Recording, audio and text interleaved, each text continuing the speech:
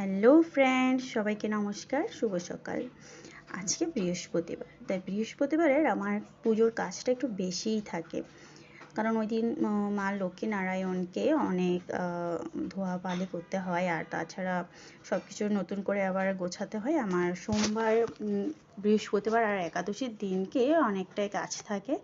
তো আজকে ভাবলাম আমার বৃহস্পতিবারের কাজটা তোমাদের সাথে শেয়ার করে নিই। এতে করে যদি তোমাদের কোনো উপকার হয়, আর তোমাদের যদি কোনো কিছু জানতে ইচ্ছে হয়, তাহলে তোমরা নির্দ্বিধায় আমাকে কমেন্ট বক্সে প্রশ্ন জিজ্ঞাসা করতে পারো। আমি যতটুকু জানি ধর্ম সম্পর্কে তোমাদেরকে হেল্প করব। কারণ যেহেতু আমি ইসকন মন্দিরের পাশে থাকি, তো অনেক কিছুই আমরা জেনে পুজো টুজো দিই। তো এতে করে আমাদের মনটাও শান্তি হয়। এই যে দেখো, শুক্রবারের প্রথম কাজই হলো মা লক্ষ্মী আসনে কাপড়টা চেঞ্জ করে মা লক্ষ্মীকে আবার বসানো হলো। চেঞ্জ করার পরে মা লক্ষ্মীকে আমি প্রণাম করে বসালাম। এরপরে আমি আমার গপুকে ঘুম থেকে উঠাইয়ে গপুকে স্নান করাচ্ছি। এতে করে আমার গপু প্রতিদিন সকালবেলা ফ্রেশ থাকে। আমার গপুও খুব হ্যাপি থাকে, কারণ গপুকে স্নান করালে কি হয়, সে একদম নিট অ্যান্ড ক্লিন থাকে। তাকে প্রথমে আমি স্নান টান করিয়ে রাখি, একেবারে কাপড় টাপড় চেঞ্জ করি। এরপরে আমি ধীরে ধীরে তোমার ভোলানাথকে নামালাম। ভোলানাথকেও আমি প্রত্যেক দিন সোমবার বাদে গঙ্গা জল দিয়ে স্নান করাই, সোমবারে আমি পঞ্চামৃত দিয়ে স্নান করাই। এরপর আমি চন্দন বেটে সব ফুল, তুলসী, বেলপাতায় চন্দনগুলো দিব। চন্দন দেওয়ার ফলে ফুল টুল সব শুদ্ধ হয়, এটা আমরা সবাই জানি। এরপর আমরা এই তো আস্তে আস্তে আমার গোপালকে, কৃষ্ণকে, জগন্নাথকে, নারায়ণকে তুলসী নিবেদন করছি, কারণ ওনারা তুলসী পেয়ে থাকে। তো তুলসী নিবেদন করলে কি হয়, এতে আমাদের অনেকটা পাপ, আমাদের ভুল ভ্রান্তিগুলো চলে যায়, আমরা মন থেকে একটা শুদ্ধ ফিল হয়। তো আমি চেষ্টা করি যতটুকু আমি জানি গোপালকে, বা আমার এখানে যেহেতু সব কিছু পাওয়া যায়, তাই আমি এগুলো সব কিছুই নেওয়ার জন্য চেষ্টা করি। তো যাই হোক, এই যে এবার আমি আমার গোপালের জন্য ফুলের মালা গাঁথবো। আর ফুলটা আমি প্রতিদিনই আনি, আমার বাসার পাশেই ফুল বিক্রি করে, তো এই জন্য আমার কোনো সমস্যা হয় না। প্রত্যেক দিন আমি ফুলটা নিয়ে থাকি। তো এই যে আমার ফুলের মালা আমি করার পরে আস্তে আস্তে মা লক্ষ্মীকে এবার ধান দুব্য দিয়ে সব কিছু দিয়ে এবার ধীরে ধীরে মা লক্ষ্মীর এখানে বসালাম। জোয়ার দিতে হয় ওই টাইমটায়। আমি 5 বার জোয়ার দেওয়ার পরে মা লক্ষ্মীকে এখানে ঘরটা বসিয়ে নিলাম।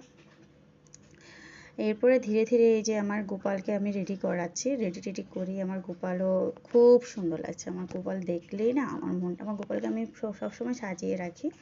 আর এই যে আমার লক্ষ্মী নারায়ণের সাজ, দেখো আজকে ওদেরকে অনেক সুন্দর লাগছে। এরপরে গোপালের যে মালাটা আছে, এভাবেই আমি পরিয়ে থাকি। এভাবে প্রত্যেক দিন না, যেদিনকে আমি সাদা ফুলটা পাই, সেদিনকে আমি গোপালকে মালাটা দিয়ে থাকি, গোপালকে সাজিয়ে দিই। গোপাল সাজা খুব পছন্দ করে, এই জন্য আমি গোপালকে সাজিয়ে, সবচেয়ে বড় কথা তাকে আয়নাটা দেখাতে হবে, কারণ আয়না না দেখলে গোপাল তো নিজেই জানবে না তাকে দেখতে কেমন লাগে। শুধু আমি দেখলে হয়, সে নিজে দেখতে হবে না। এই যে এবার ঘরটা কিভাবে তৈরি করলাম তোমাদের সাথে শেয়ার করছি। ঘরে সবসময় পূর্ণ ঘটে আমপল্লব দিতে হবে, এতে করে সব কিছু পরিপূর্ণ থাকে। এরপরে আমি 5টি সিঁদুরের ফোঁটা দিলাম।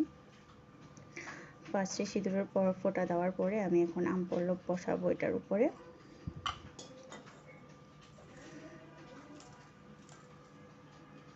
আমপল্লবে আমি দুই দিকেই মধ্যখানে আর উপরের দিকে সিঁদুর দিয়ে থাকি, মানে দুই পাশে সিঁদুরটা দিতে হয়। তাহলে এটা আমি আসলে শিওর জানি না, এটা যেটা নিয়ম সেটা নিয়ম, তো এই জন্য আমি এটা দিয়ে থাকি, এটা নাকি ভালোর জন্য দেওয়া হয়। এরপর আমি বেলপাতা দিব, এরপরে দুব্বা দিব, লাল ফুল দিতে হয়, আর কলা দিতে হয়, পান পাতা, এগুলো আমি দিই প্রত্যেক বৃহস্পতিবারে। তো এটা দেওয়ার নিয়ম, কারণ জলপূর্ণ ঘটে তো একটা গোটা দিতে হয়। তো গোটা হিসেবে আমি সুপুরি পেলে সুপুরি দিই, আর কলা পেলে কলাটা দিই। তো আজকে আমি সুপুরি পাইনি, সেজন্য আমি কলাটা দিয়ে দিয়েছি।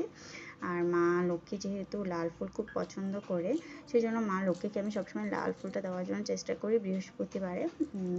আর এই যে আমার কড়ি, এগুলোকে লক্ষ্মী কড়ি বলা হয়, লক্ষ্মী কড়ি দিয়ে থাকে। আর তার সাথে একটা অর্থও দিতে হয়, যাতে করে ঘরের অর্থ সংক্রান্ত যত খারাপ জিনিস এগুলো যেন দূর হয়। তো এরপরে আমি মা লক্ষ্মীর এখানে সব কিছু আস্তে আস্তে সেট করে রাখলাম।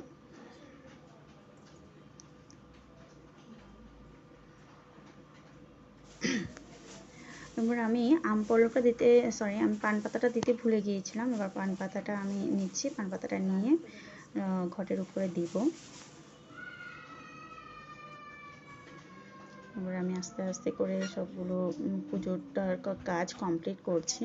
পুজোর কাজ করার পর আমি সব কাজ করি। আসলে পূজার কাজ করা ছাড়া আমি সংসারের কোনো কাজই করতে পারি না, কারণ এটা আমার মন থেকে টানে না। আমার মনে হয় কি ভগবানের সেবায় আগে নিজেকে নিয়োজিত করব, তারপর সব কাজ করাটাই ভালো। এবার আমি আমার সংসারের কাজ যত দেরি হয়ে যাক না কেন, আমার মনে হয় আমি ভগবানের কাজ ছাড়া একদমই অসম্পূর্ণ। সেজন্য আমি আগে ভগবানের কাজটাই করে থাকি। তো ওটা ছাড়া আমি আসলে মুখে জল স্পর্শ করি না। ভগবানের সেবা ছাড়া, স্নান ছাড়া আমি কখনোই জল স্পর্শ করি না। এটা আমার ধাঁচে দেয় না আর কি। এটা যার যার ব্যক্তিগত ব্যাপার। এটা আমার মনে হচ্ছে এটা করে থাকি, তাই এটা আমি করি। এরপরে সবার পরে আমি পাঁচালি পড়লাম, পাঁচালি পড়ে সবাইকে করলাম। তো ওকে।